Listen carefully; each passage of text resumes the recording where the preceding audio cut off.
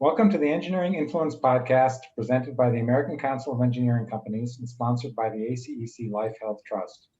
Today we're talking about standard of care. This can be a huge contractual issue for engineering firms because failing to deal with it properly can open up a firm to substantial liability. So what is standard of care? Here's the wording that today's guest recommends for defining standard of care in a contract. Quote, in providing services under this agreement, the consultant will endeavor to perform in a manner consistent with the degree of care and skill ordinarily exercised by members of the same profession currently practicing under similar circumstances, close quote. So to talk with us about standard of care today is Daniel Buelow, who is Managing Director of Willis A&E's Architects and Engineers Division. So let's start off with, what liability does a firm incur from having an elevated standard of care in its contract? Well, thanks, Jerry, and thanks for having me. First of all, I'd like to lead by telling everybody here, I'm not an attorney.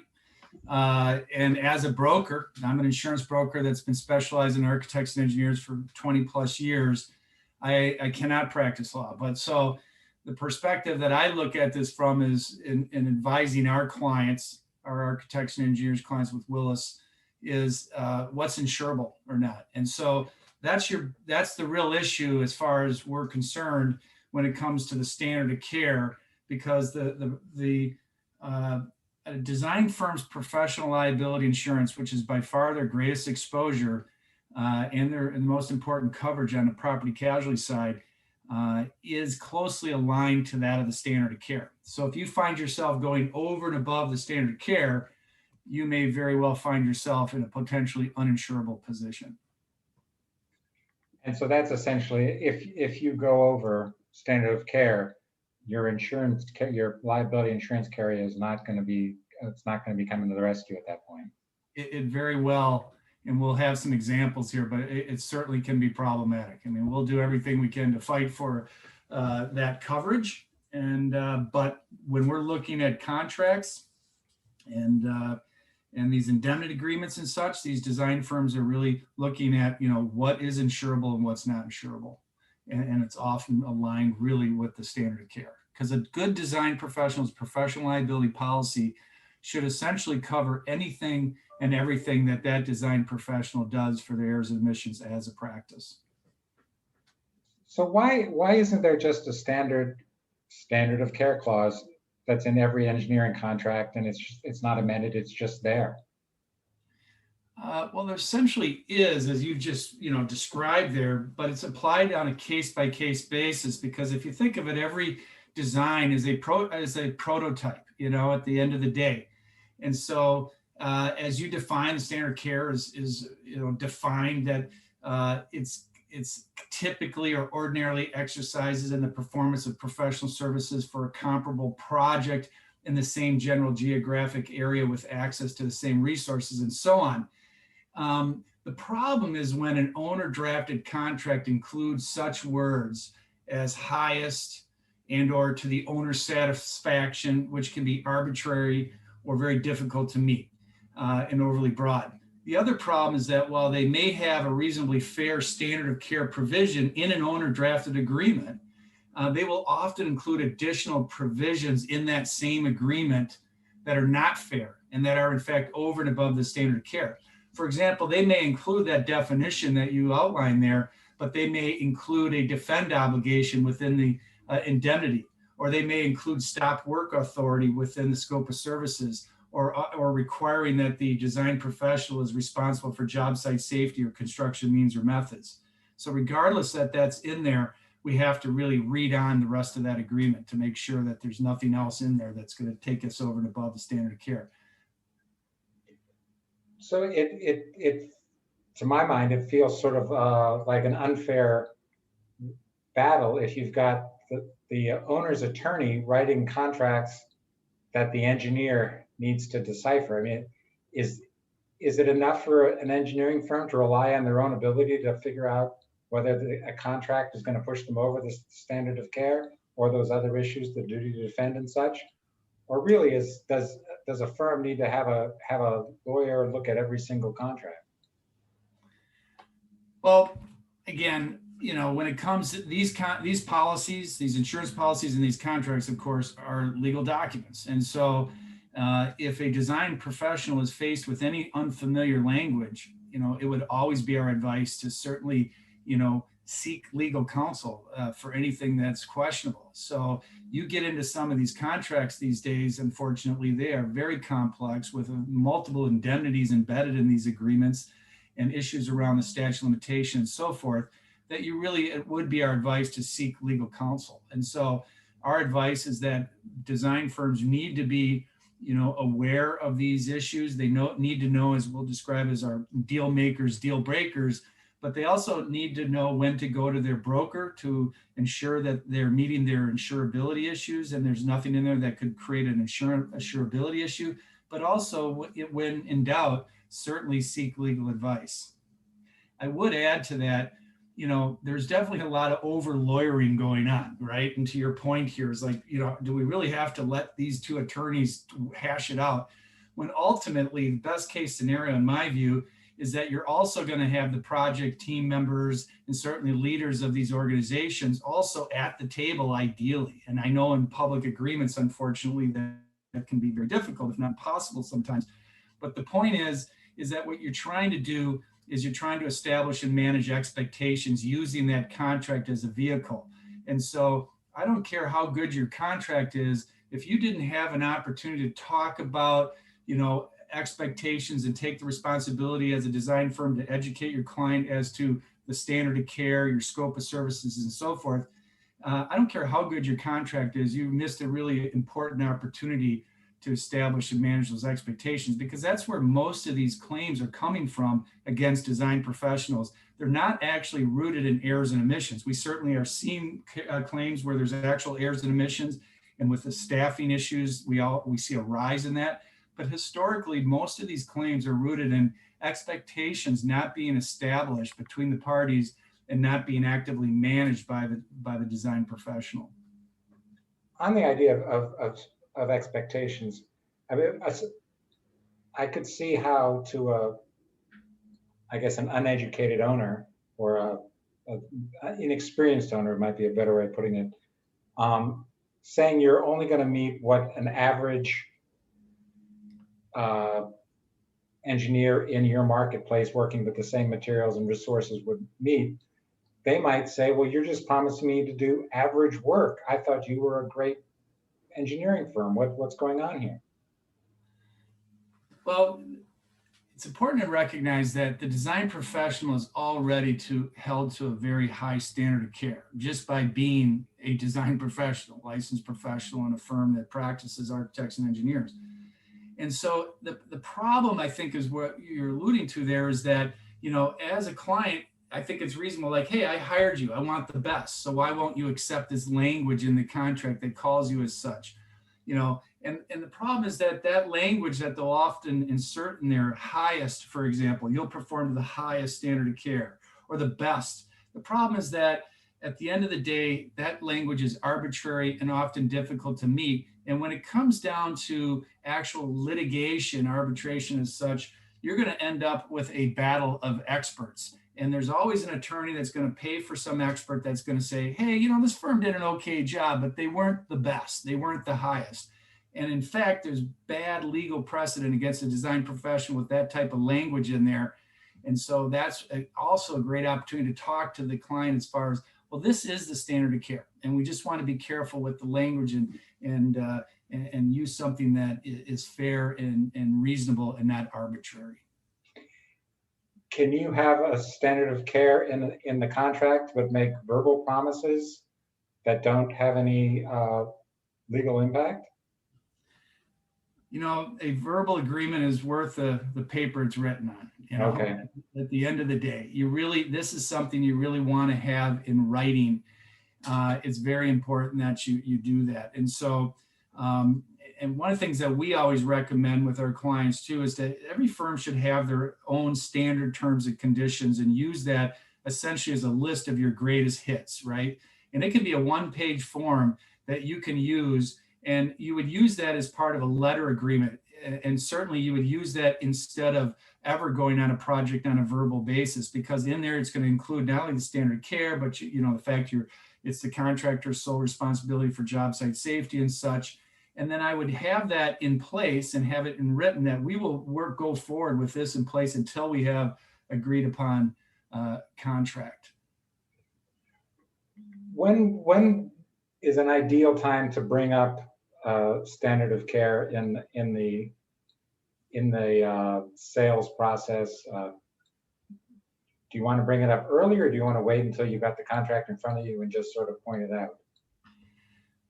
Well, I think that first and foremost, your contract is by far the most important vehicle, I believe, to use to really have this discussion, to establish expectations and have some real good dialogue. But I would encourage design firms to be educating their staff and anybody about the basics around contracts. So those folks that are not even maybe responsible for negotiating a contract are aware of the words, if you will, and the things that you're going to want ultimately in a contract. So they are going to be part of that process and have that culture of being able to educate their clients throughout the process. And so I think it's an ongoing process. It certainly leads up to the contract. Very important during that contract that you have an important conversation around, again, the standard of care, scope of services, and so forth. And then ongoing, you're going to, as I always say, I think it's important to have a dramatic reading with the project team of every contract. What happens often is that you will see design firms, they will have an individual or even a risk management group and attorneys, in-house counsel that are very good with contracts. And they know a lot about agreements, and they'll negotiate these agreements, and then they'll stick it in a drawer, and then they'll send the project team out on the site. And I think they're missing a very important opportunity to get everybody together and have, as I describe, a dramatic reading. Go ahead, dress up, whatever you need to do to get the point across here that we have a unique contract. This contract is not perfect. We are ultimately left as a business to assume and control risk. And we're going to use this as an opportunity to talk with our staff that's going to be out on the job site. Because how else, for example, would you be able to effectively manage scope creep if you had a bunch of individuals out there that were not privy to that area, the provisions of the agreement?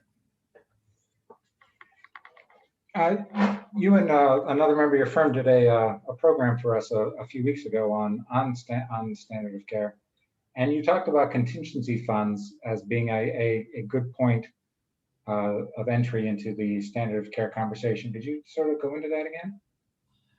Sure. I don't think you can have a conversation about a contingency fund without having a conversation about the standard of care. And at the end of the day, the reason is that you're not perfect. There's no such thing as a perfect set of drawings, and this is part of this conversation where you're going to have with your client. The average errors and omissions on new design bid build is 3 to 6% of construction value, meaning there are no guarantees because the drawings are not perfect, and especially on design build projects where the drawings are incomplete, it could be even greater than that. And if we don't have that if we don't have an understanding that something can and will invariably go wrong, and there's no such thing as a perfect set of drawings, then you must ask and have that conversation of who's going to cover, where's that 3 to 6% going to come from in the event that we do have these errors and omissions, which is within the norm.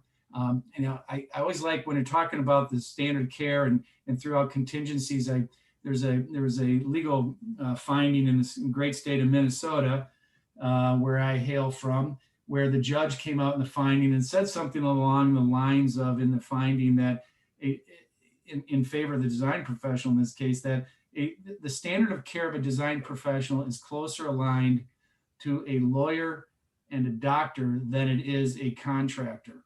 And just as a lawyer is never going to guarantee they're going to win every case, and a doctor is never going to guarantee they're going to cure every ill, a design professional is not really in a position to guarantee much of anything. Essentially is what, it's not verbatim, but that's the sense of it.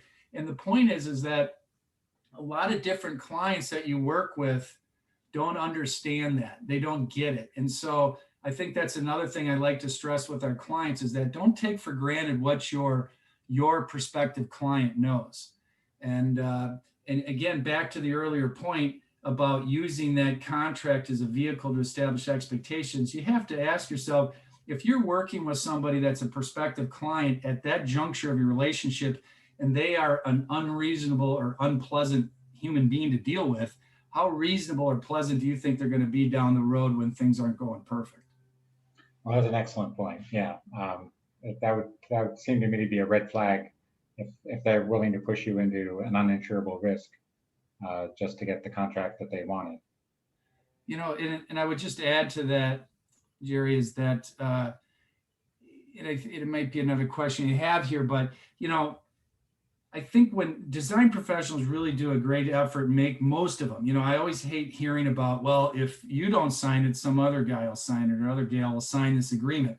Well, I would like to ask, well, what else are they doing where they're not practicing good business, right? Because at the end of the day, the design professional is doing the client a favor to review and look at these agreements. And because a lot of these owner drafted agreements are chock full of provisions that are uninsurable, and that is in nobody's best interest, including the owner. And just because they paid some attorney a lot of money to draft up an agreement, frankly, doesn't mean that attorney knows anything about what they're doing when it comes to professional liability, or certainly the standard of care of a design professional. But more importantly, as far as their client's concerned, the owner, they have to recognize that the professional liability insurance is arguably the only asset that they can look to in the event there's an error or omission. The average design firm, there's no bonds in place for this, or there's no assets to look to. So why would you want a contract in place where in one clause you're asking for $2, $3, $5+ million of professional liability insurance coverage, and the next clause you have an uninsurable indemnity? And unfortunately, that's, a lot of folks recognize that are on the design professional side, but it's lost on these clients or the owners, and it's lost on these the attorneys that work for them. But it is important that, and a lot of our clients do an excellent job in learning how to negotiate and learning how to get that point across. And that does seem to me like the key point, because as you say, it doesn't do the owner any good if there's no way to collect on some uninsurable provision that they pushed into the contract. Absolutely. Talking about red flags, what in your experience, what are some red flags that firms just, if they see it in the contract and the owner's not willing to come off of it, they just need to walk? Well, I always think of business, every firm, and this is something we also, really try to, put out there, is that, it's not our job as a broker to, scare people away from risk or, out of the business even. It's contrary to that. It's really, you need to take risk on in order to be rewarded. But you certainly, if anybody's been through a claim, they know that it can be a very costly and an unpleasant expense and event that can really be costly and certainly negate any profit on that particular project. And so there's a lot of things to consider in that question as far as, what to consider. But as far as what I think is important is that every firm needs to have their go, no-go processes in place and look at every project on its own merits for example, you may have a contract with the city of Chicago that is so bad, that is the basis of our Willis A&E contract from hell seminar, because it's that bad. But you may ultimately be able to, and reasonably so as a firm, decide the project is a go. Even though this contract is a no-go, we know you're never going to get to be an act of Congress to change this thing. And unfortunately, with a lot of public agreements, but you're comfortable as a firm to be able to assume and control that risk, because you're looking at your project team capabilities, your experience with that same client, and so on, right? And so ultimately, you may decide this is a go, even though the contract is a no-go. But I would take that a step further. I could also see why a firm may say, I'm sorry, we're not going to accept this risk. This is uninsurable, and I'm not going to have this hanging over us. But if you do go forward on that, that's why it's so important that everybody in the project team understands what's unique about that contract, because ultimately you're left as a business to assume and control that risk. that you don't have insurance for. So you've made a business decision. How can you mitigate, assume, and control and manage that risk? And that's through effective documentation, communication, and management of that project very actively throughout the course of the project. So basically, if you have a competent team, an experienced team, you can work your way around some of these uninsurable risks if you have the processes and people in place. Yes and no. I think you got to look at every project and every owner. So, for example, I know folks that have worked with the city of Chicago for 20 plus years and have never had a problem because they just have the experience of doing that. I know folks that have gone into these without that experience and have gotten burned. I wouldn't necessarily, I could see why one client would say, I'm going to sign that agreement because I've got that experience with that client and my experience with the project team. But I would never suggest you're going to sign that same agreement with some developer you've never worked with on a private development of a condo project or something like that. So you really got to look at, your ability to assume and control that risk. And so, you look at some of these clauses and you're going to ask them, well, why do you want to defend obligation into this agreement? Why is that reasonable or not? And it's uninsurable. Why would you want to take that on and potentially pay the defense costs of the client to essentially sue you? Because that would be a liability assumed under contract that in the absence of that contract would not be insurable. So it's essentially over and above the standard care and therefore uninsurable. Do you want to take that risk on?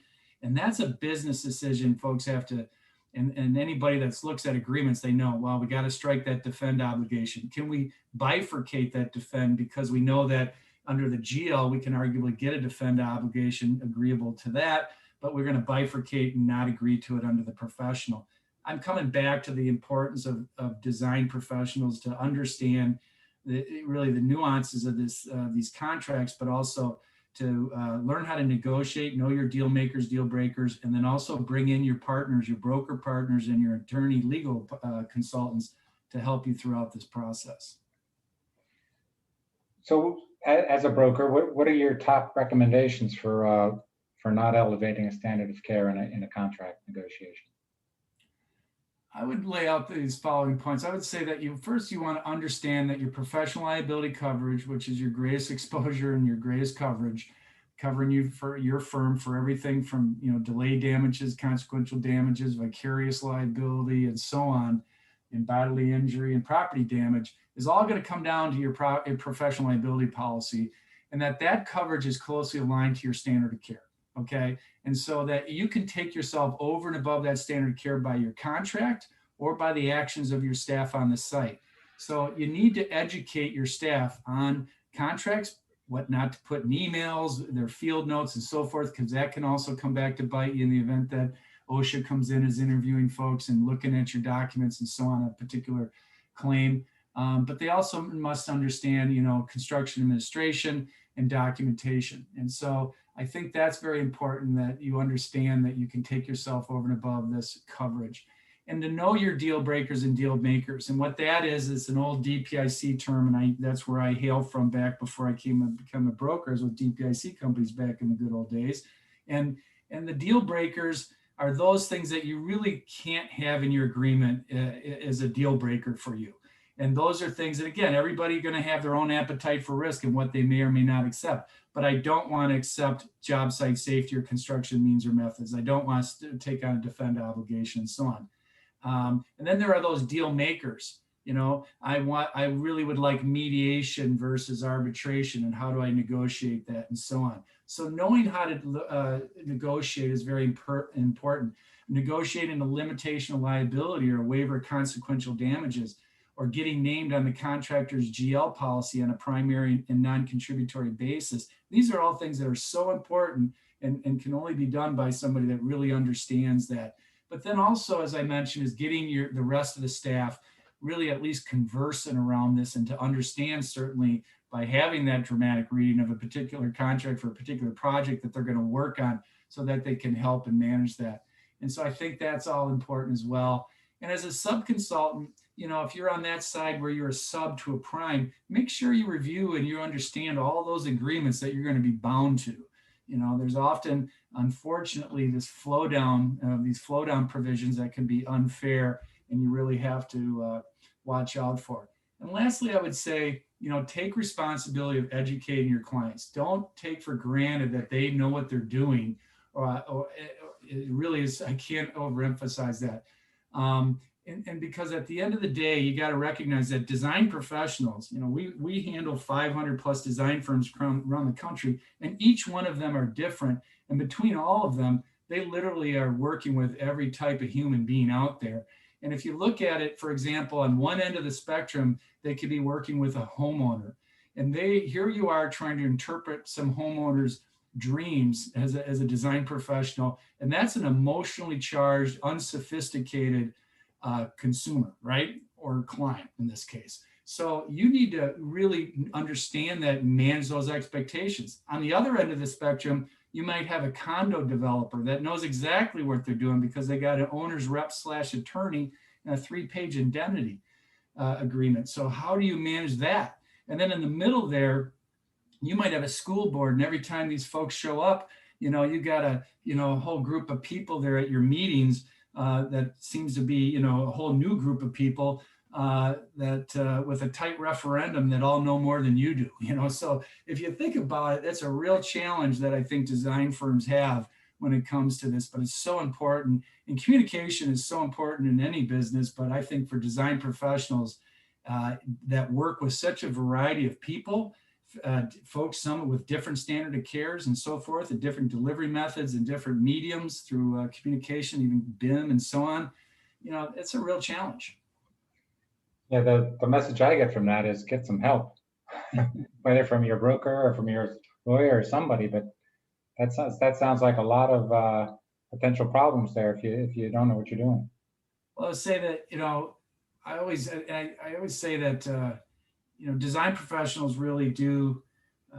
We put on these education programs as you do, and I've always been impressed that there really is a lot of interest. And I think that that's important. I think design professionals really do, at the end of the day, they take a lot of pride in what they do, and they really are concerned in working closely with their clients and take pride in that relationship. And sometimes, it's hard for them to separate that and really look at it as from a business standpoint, but they really need to when it comes to contracts and managing expectations and the standard of care. Well, great. I think that's probably a good place to close. I really appreciate you coming on the program. I thank you very much, Jerry. You have a great day. Appreciate it. We've been talking with Daniel Buelow, who is Managing Director of Willis A&e's Architects and Engineers Division. And you've been listening to the Engineering Influence podcast presented by the American Council of Engineering Companies and sponsored by the ACC Life Health Trust. Thanks for listening.